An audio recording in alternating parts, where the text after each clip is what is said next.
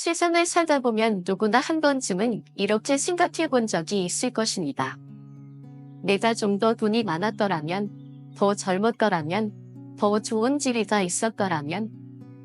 이런 후회와 아쉬움 속에서 우리는 종종 진짜 행복과 불행의 의미를 잊곤 합니다. 하지만 저는 65세가 넘어서야 깨달았습니다. 가난이 가장 슬픈 것이 아니라는 것을요. 진짜 슬픈 것은 돈이 없는 것이 아니라 삶에서 중요한 것들을 놓치고 살아온 순간들입니다. 많은 사람들이 돈만 있다면 행복할 것이라고 믿습니다. 하지만 정말 그럴까요? 어느 날 문득 돌아보니 돈이 많아도 외로운 사람, 가족이 있어도 소외된 사람, 건강이 있어도 삶의 의미를 잃어버린 사람이 너무나 많았습니다. 불교에서는 결국 모든 것은 변한다고 합니다. 재산도, 건강도, 젊음도, 관계도 모두 무상한 것이기에 언젠가는 떠나갑니다. 하지만 그 변화를 어떻게 받아들이고 남은 삶을 어떻게 살아가느냐가 중요합니다. 이 글에서는 65세 이후 제가 깨달은 가장 슬픈 6가지에 대해 이야기해 보려 합니다. 그리고 그것을 어떻게 극복하고 행복한 노년을 맞이할 수 있을지 함께 생각해 보려 합니다. 혹시 당신도 지금 삶이 무의미하게 느껴지고 있나요? 아침에 눈을 떠도 하루가 따분하고 텔레비전이나 휴대폰을 보다가 또 하루가 끝나는 그런 날들이 반복되고 있나요? 그렇다면 끝까지 함께 해주세요. 이 글을 통해 당신이 다시 삶의 의미를 찾고 남은 인생을 따뜻하고 행복하게 살아갈 수 있기를 바랍니다. 시간이 이렇게 빨리 갈 줄 몰랐다. 인생은 짧다는 말, 우리는 어릴 때부터 많이 들어왔습니다. 하지만 정말로 그 의미를 온몸으로 느끼게 되는 순간은 60세가 넘어서지 않을까요? 어느 날 아침 거울을 보다가 문득 놀랐습니다. 언제 이렇게 늙었지? 20년 전만 해도 아이들 키우고 직장 다니고 바쁘게 살아가느라 정신이 없었는데 이제는 그 아이들이 다 자라 떠나고 나는 혼자 거울을 보며 한숨을 쉬고 있었습니다. 이런 생각이 든 것은 저뿐만이 아닙니다. 얼마 전 복지관에서 만난 김영자 할머니도 같은 이야기를 하셨습니다. 막내를 시집 보내고 나니까 너무 허전해요. 평생 아이들 뒷바라지하느라 바빴는데 이제는 뭘 해야 할지 모르겠어요. 아침에 일어나도 할 일이 없고 하루가 무의미하게 흘러가요. 사실 많은 어르신들이 이와 비슷한 마음을 갖고 계실 겁니다.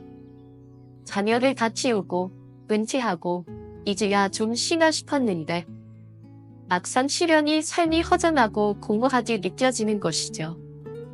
그렇다면 어떻게 해야 할까요? 어떻게 하면 남은 시간을 더 의미 있게 보낼 수 있을까요? 불교에서는 현재의 순간을 충실하라고 가르칩니다. 과거를 후회하고 미래를 걱정하기보다는 지금 이 순간을 온전히 살아가는 것이 중요합니다. 저는 김영자 할머니께 작은 제안을 드렸습니다. 할머니, 매일 아침 30분씩 동네를 산책해보세요. 그리고 하루에 한 가지씩 감사한 일을 적어보세요. 할머니는 처음엔 뭐 그런 걸 하냐며 웃으셨지만 한 달 뒤 다시 만났을 때 이렇게 말씀하셨습니다. 아침에 걸으면서 지나가는 사람들과 인사도 하고 길가에 핀 꽃을 보면서도 웃게 돼요. 그리고 감사일기를 쓰다 보니 생각보다 감사할 일이 많더라고요. 사실 우리 삶은 언제나 크고 거창한 것이 아닙니다. 작은 습관 하나가 인생을 바꿀 수도 있습니다. 노년의 시간은 그냥 흘려보내는 것이 아니라 의미 있게 채워야 합니다. 오늘부터라도 하루를 그냥 흘려보내지 마세요. 아침에 일어나서 햇살을 맞으며 기지개를 켜고 창문을 열고 공기를 마시고 나를 위해 따뜻한 차 한 잔을 준비하는 것. 이런 작은 변화가 여러분의 하루를 그리고 남은 인생을 더 소중하게 만들어 줄 것입니다. 시간은 되돌릴 수 없지만 앞으로의 시간은 우리가 어떻게든 만들 수 있습니다. 우리는 평생을 돈을 벌기 위해 살아갑니다. 젊었을 때는 더 좋은 집, 더 좋은 차, 더 나은 생활을 위해 일합니다. 그러다 보면 돈을 버는 것이 인생의 목표가 되고 돈이 많으면 행복할 거라 생각합니다. 그런데 정말 돈이 많지만 하면 행복할까요? 돈이 부족하면 불행할까요? 저는 65세가 넘어서야 깨달았습니다. 가난이 가장 슬픈 것이 아니라 돈이 없네요 삶을 제대로 살아보지 못하는 것이 더 슬픈 일이라는 것을요. 얼마 전 만난 이정우 할아버지의 이야기를 해드릴게요. 할아버지는 70세까지 열심히 일하며 돈을 모았습니다. 노후에는 절대 자식들에게 손 걸리지 않겠다는 생각으로 젊었을 때부터 절약하고 투자를 하고 계획적으로 돈을 모았죠.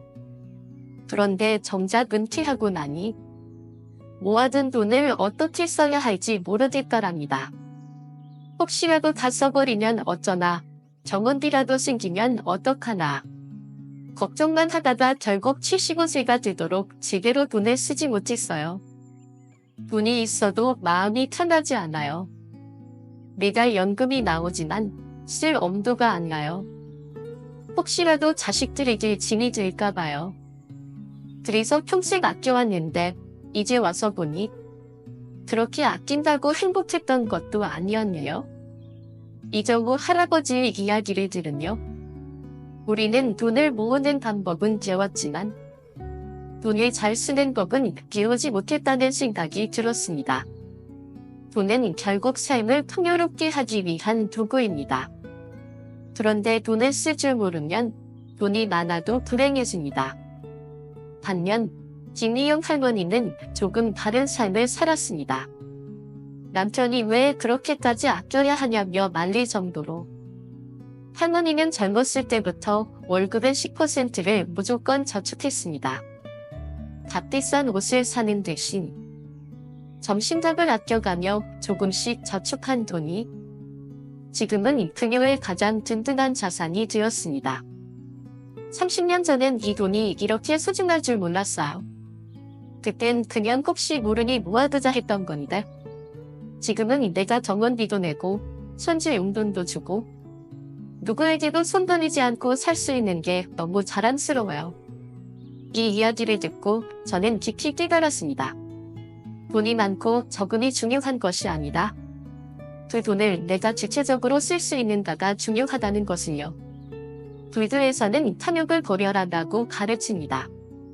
탐욕이 많으면 많을수록 우리는 결코 만족할 수 없습니다.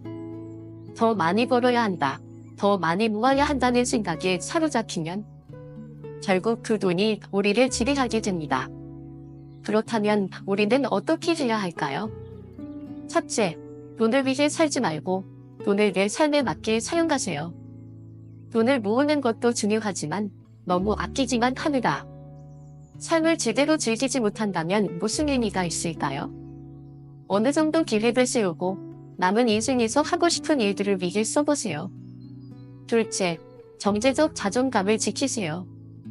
노후에도 자녀에게 기대지 않고 내가 내 용돈을 마련하고 내 돈을 스스로 관리하는 것이 자존감을 지키는 길입니다. 작은 금액이라도 저축하는 습관을 들이세요. 셋째, 돈보다 중요한 가치를 생각하세요. 돈이 많다고 해서 행복이 보장되는 것은 아닙니다. 중요한 것은 그 돈을 어떻게 쓰느냐입니다. 사랑하는 사람들과 여행을 가고 건강을 위해 좋은 음식을 먹고 내가 하고 싶은 일을 하는 것, 그런 것들이 진짜 행복을 가져다줍니다. 이제는 돈에 얽매이지 않고 돈을 내 삶의 도구로 삼아야 할 때입니다. 지금 이 순간 여러분은 어떻게 돈을 사용하고 계신가요? 혹시 너무 아껴서 행복을 놓치고 있지는 않나요? 혹은 돈이 부족하다는 생각이 위축되어 있지는 않나요? 돈은 많아도 고민, 없어도 고민입니다. 그러니 돈을 위해 살기보다는 내 삶을 더 행복하게 하기 위해 돈을 활용하는 법을 배워야 합니다. 돈이 있어도 쓰지 못하면 없는 것과 다를 바 없다. 남은 인생 더 늦기 전에 진짜 필요한 곳에 돈을 써보는 것은 어떨까요? 어느 날 오랜만에 만난 친구가 이렇게 말했습니다. 야, 내가 그렇게 건강하던 사람이었는데 이제는 허리가 굽었네. 그 말을 듣고 화들짝 놀라 거울을 봤습니다. 정말이었습니다. 내 몸이 이렇게 전했을 줄은 몰랐습니다. 젊었을 때는 밤을 새고 일해도 끄떡없었고 밥을 거르고 일해도 힘이 넘쳤는데 이제는 조금만 무리해도 몸이 먼저 가능합니다. 허리는 아프고 무릎은 쑤시고 밥맛도 없고 예전 같지 않다는 생각이 들었습니다. 그제야 깨달았습니다. 아, 건강이 이렇게 소중한 거였구나. 우리는 젊을 때 건강을 당연하게 여깁니다. 하지만 나이가 들수록 깨닫게 됩니다.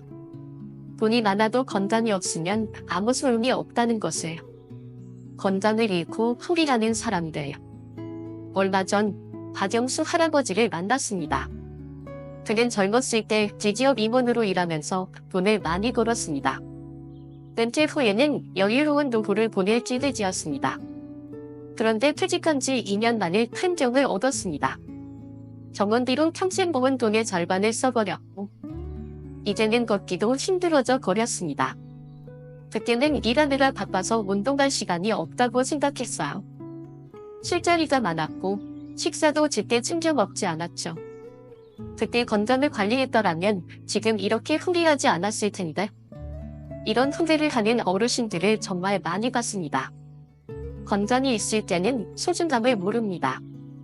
하지만 건강을 잃고 나면 아무리 돈이 많아도 아무리 가족이 있어도 행복할 수가 없습니다. 국민건강보험공단 통계에 따르면 우리나라 65세 이상 노인의 의료비는 전체 의료비의 43%를 차지한다고 합니다. 즉, 우리가 평생간 돈을 가장 많이 쓰는 곳이 바로 병원이라는 뜻입니다. 그렇다면 우리는 어떻게 해야 할까요? 건강을 잃고 포기하는 것이 아니라 지금부터라도 건강을 지키는 것이 중요합니다. 건강을 지키는 방법. 첫째, 매일 30분씩 걸어라. 운동을 해야 한다는 것을 다들 알고 있습니다. 하지만 운동이 거창해야 할 필요는 없습니다. 가장 쉬운 방법은 매일 30분씩 걷는 것입니다. 하루 30분 걷기만 해도 심장병 위험이 40% 줄어든다고 합니다. 얼마 전 만난 박순자 할머니는 이렇게 말했습니다. 예전엔 몸이 무거워서 자꾸 누워만 있었어요. 그런데 하루에 30분씩 걷다 보니 몸이 가벼워지고 기분도 좋아졌어요. 이제는 걷는 시간이 가장 행복해요. 사실 걷는 것만으로도 삶이 달라집니다. 공원에서 나무를 보고 새소리를 들으며 가벼운 바람을 맞으면 마음까지 건강해지는 기분이 듭니다. 노후의 건강은 특별한 게 아닙니다. 단순한 걷기만으로도 건강이 달라질 수 있습니다. 둘째, 식사 시간을 지켜라. 많은 어르신들이 대충 끼니를 때우거나 아침을 거르는 경우가 많습니다. 하지만 돌들에서는 결핍 음식은 약이라고 합니다. 음식을 소홀히 하면 결국 병을 부르게 됩니다. 특히 아침 식사는 절대 거르면 안 됩니다. 아침을 챙겨 먹는 사람과 그렇지 않은 사람의 건강 차이는 60대 이후부터 극명하게 나타납니다. 특히 골다공증, 당뇨, 고혈압 같은 만성질환의 원인이 되기 때문입니다. 할머니 한 분이 이런 말씀을 하셨어요. 아침마다 간단하더라도 따뜻한 국을 먹고 채소랑 밥 한 숟갈이라도 챙겨 먹으니까 몸이 달라졌어요. 전에 비해 속이 편하고 힘이 더 나는 기분이다. 식사를 거르면 몸이 점점 쇠약해지고 영양이 부족하면 쉽게 병이 납니다. 그러니 아침은 꼭 챙겨 먹어야 합니다. 셋째, 정기 건강검진을 받으라. 나는 아직 건강하니까 괜찮아. 이렇게 생각하는 분들이 많습니다. 하지만 건강검진을 받지 않다가 병을 너무 늦게 발견하는 경우가 많습니다. 특히 한국인들에게 많이 나타나는 위암, 대장암, 고혈압, 당뇨 같은 질환은 초기에 발견하면 충분히 치료할 수 있습니다. 그런데 증상이 없다고 방심하다가 병이 진행된 후에야 병원에 가면 치료가 힘들어질 수 있습니다. 국민건강보건공단에서는 2년에 한 번 무료 건강검진을 제공합니다. 이 기회를 꼭 이용해야 합니다. 건강은 포기하는 순간 더 빨리 나빠진다. 우리는 돈이 없으면 불안해합니다. 하지만 건강이 없으면 돈이 있어도 아무 소용이 없습니다. 돈이 많아도 병원에서 살고 싶으신가요? 아니면 돈이 조금 부족하더라도 건강하게 살고 싶으신가요? 그 선택은 지금 우리에게 달려 있습니다. 건강은 젊었을 때뿐만 아니라 지금 이 순간부터라도 지킬 수 있습니다.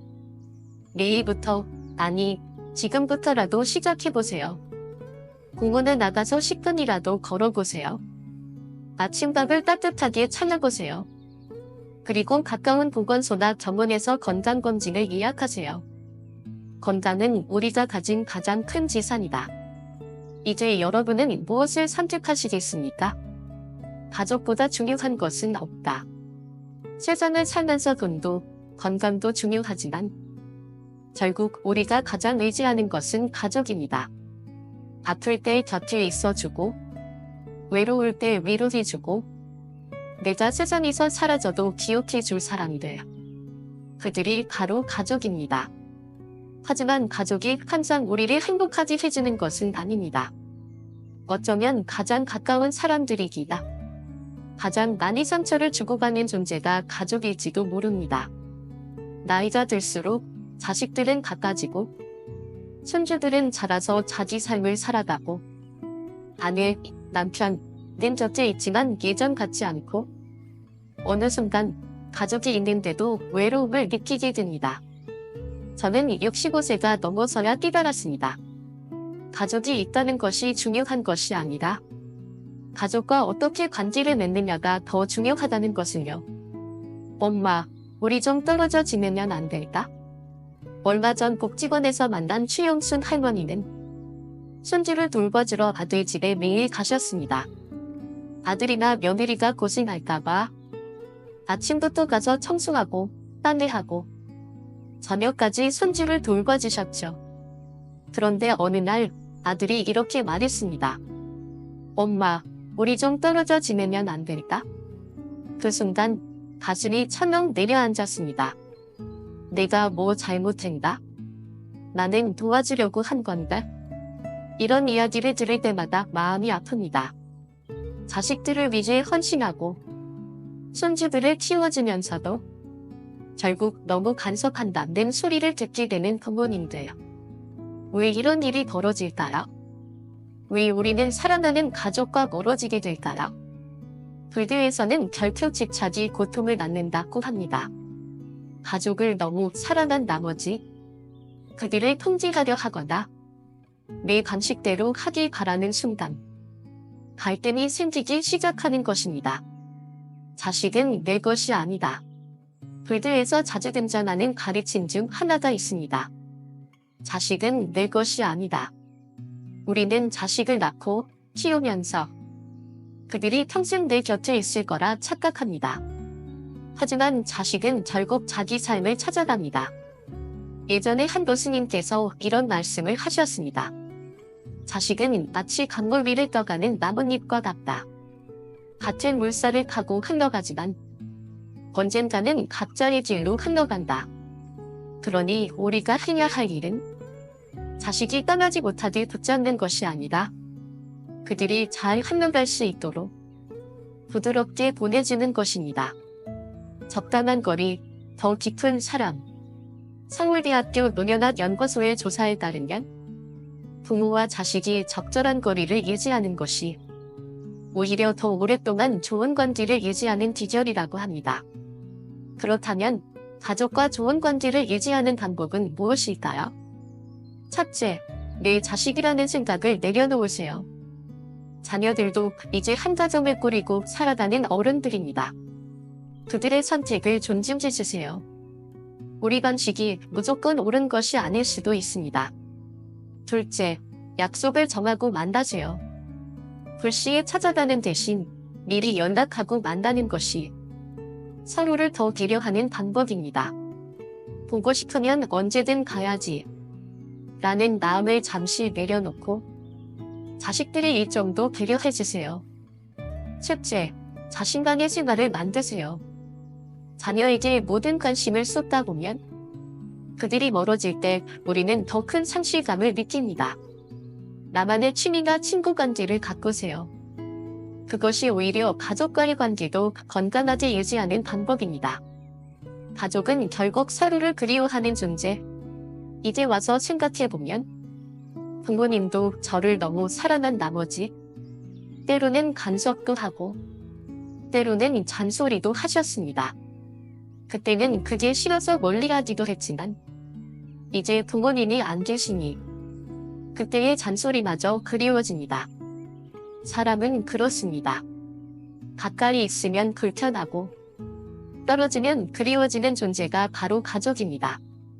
그러니 가족과의 관계를 너무 가까이 붙잡으려 하지도 말고 너무 멀리 하지도 마세요. 적당한 거리에서 서로를 생각하고 필요할 때 힘이 되어주는 것이 가장 좋은 가족의 모습입니다. 우리는 자녀를 위해 살았지만 이제는 우리 자신을 위해 살 때입니다. 이제 여러분은 어떻게 하시겠습니까? 가족을 위해 더 희생하시겠습니까? 아니면 가족과 건강한 거리를 유지하며 나 자신을 위한 삶을 살아가시겠습니까? 오늘부터라도 자녀에게 덜 기대고 내 삶을 더 가꾸는 하루를 보내보세요. 그것이 결국 가족을 더 사랑하는 길이 될 것입니다. 진짜 친구가 남는다는 것. 우리는 평생 많은 사람을 만나고 헤어지며 살아갑니다. 학교 친구, 직장 동료, 이웃, 지인. 젊었을 때는 인간관계가 자연스럽게 형성됩니다. 같이 공부하고 일하고 술 한 잔 지우리며 인생을 나누죠. 그런데 나이가 들면 어떨까요? 직장에서 은퇴하고 아이들도 각자 가정을 꾸리고 나면 점점 연락이 줄어듭니다. 예전에는 하루에도 몇 번씩 전화하던 친구들도 이제는 먼저 연락하지 않으면 몇 달, 몇 년이 지나도 소식이 없습니다. 어느 순간 문득 이런 생각이 듭니다. 나는 이제 혼자가 되어버린 건가? 하지만 저는 65세가 넘어서야 깨달았습니다. 나는 친구를 두는 것이 중요한 것이 아니라 진짜 친구가 남는 것이 중요하다는 것을요. 평생 친구인 줄 알았는데 결국 혼자였다. 얼마 전 복지관에서 만난 정태수 할아버지는 퇴직 후 친구들과 멀어진 것이 가장 힘들다고 하셨습니다. 퇴직하고 처음 몇 달은 매일 같이 밥도 먹고 낚시도 다니고 술도 한잔하면서 지냈어요. 그런데 시간이 지날수록 점점 연락이 줄더니 이제는 내가 먼저 전화하지 않으면 아무도 연락을 안 해요. 나 혼자만 그리워하는 것 같아 속상합니다. 이 이야기를 들으며 문득 떠올랐습니다. 저 역시 젊었을 때는 많은 사람들과 어울렸지만 이제는 연락하는 사람이 몇 명 되지 않다는 것을요. 그때 깨달았습니다. 관계는 노력하지 않으면 자연스럽게 멀어진다는 것을, 그리고 결국 진짜 친구만 남는다는 것을. 새로운 인연을 만들 수 있을까? 어떤 분들은 이렇게 생각할지도 모릅니다. 이 나이에 무슨 친구야? 지금 있는 친구들과 잘 지내는 것도 어려운데 새로운 친구를 만들긴 어렵지. 하지만 나이는 결코 새로운 관계를 만드는데 장애가 되지 않습니다. 오히려 나이가 들수록 더 깊은 관계를 만들 수 있습니다. 얼마 전 71세 김리종 할머니의 이야기를 들었습니다. 남편은 먼저 떠나보내고 아이들도 멀리 살아서 한동안 우울증을 겪으셨다고 합니다. 그러다가 복지관에서 그림 수업을 듣기 시작했습니다. 그곳에서 같은 취미를 가진 친구들을 만나게 되었습니다. 젊었을 때는 친구를 사귄다는 게 별거 아니었는데 이제는 내가 먼저 다가가지 않으면 친구가 생기지 않더라고요. 그림 수업에서 만난 친구들이랑 같이 전시회도 가고 커피도 마시면서 수다를 떠니 이제는 매일이 즐겁습니다. 사실 새로운 인연은 언제든 만들 수 있습니다. 다만 우리가 마음을 열고 먼저 다가가야 한다는 것을 잊지 말아야 합니다. 좋은 인간관계를 유지하는 법. 그렇다면 나이가 들어서도 좋은 인간관계를 유지하려면 어떻게 해야 할까요? 첫째, 먼저 연락하세요. 많은 사람들이 왜 저 사람은 나한테 먼저 연락하지 않을까? 라고 생각합니다. 하지만 친구도 똑같이 생각하고 있을 수 있습니다. 기다리지 말고 내가 먼저 연락해보세요. 단순한 안부 전화 한 통이 끊어졌던 인연을 다시 이어줄 수 있습니다. 둘째, 작은 모임을 가져보세요. 굳이 큰 모임이 아니어도 괜찮습니다. 같은 취미를 가진 사람들이 모이는 곳을 가보세요. 복지관에서 하는 동아리 활동, 근처 공원에서 같이 걷기 모임, 교회나 절에서 하는 봉사활동, 그런 곳에서 나와 잘 맞는 사람을 만날 수도 있습니다. 셋째, 사람을 대할 때 기대를 내려놓으세요. 관계에서 가장 큰 상처는 기대에서 비롯됩니다. 내가 이렇게 해줬는데 저 사람은 왜 나한테 이렇게 하지 않을까? 이런 생각을 버려야 합니다. 우리가 관계를 맺는 이유는 그 사람이 나에게 무엇을 해주길 바라서가 아니라 그 사람과 함께 있는 시간이 즐겁기 때문이어야 합니다. 진짜 친구가 남는다는 것. 어느 순간 많은 사람이 곁에서 사라졌다고 느낄 수 있습니다. 하지만 그렇다고 우리가 혼자가 되는 것은 아닙니다. 진짜 친구는 남습니다. 그런 친구가 한 명이라도 있다면 우리는 절대 외롭지 않습니다. 혹시 지금 마음속에 떠오르는 사람이 있나요? 오래 연락하지 않았던 친구. 한때는 가까웠지만 바쁘다는 이유로 소원해진 사람. 오늘 그 사람에게 전화를 걸어보세요. 잘 지내? 오랜만에 얼굴 한번 본다. 그 한마디가 여러분의 삶을 다시 따뜻하게 만들어줄지도 모릅니다. 남은 인생 외롭지 않게 살기 위해 우리는 평생 많은 사람을 만나지만 결국 문연에 남는 사람은 몇 명 되지 않습니다. 그 몇 명의 소중한 인연을 지키기 위해 우리는 어떻게 해야 할까요? 기다리지 말고 먼저 연락하세요. 새로운 사람을 만나기를 두려워하지 마세요. 기대하기보다는 함께 있는 순간을 즐기세요. 그렇게 하면 우리는 평생 외롭지 않은 삶을 살 수 있습니다. 여러분에게는 진짜 친구가 있나요? 혹시 오랫동안 연락하지 못한 사람이 있다면 오늘 한번 먼저 연락해보세요. 그리고 여러분의 경험을 댓글로 남겨주세요. 어떻게 하면 나이가 들어도 좋은 인간관계를 유지할 수 있을까요? 이제까지 읽어주셔서 감사합니다. 이 글이 여러분의 삶에 작은 위로와 힘이 되었기를 바랍니다. 여러분의 남은 인생이 따뜻한 인연으로 가득하길 바랍니다.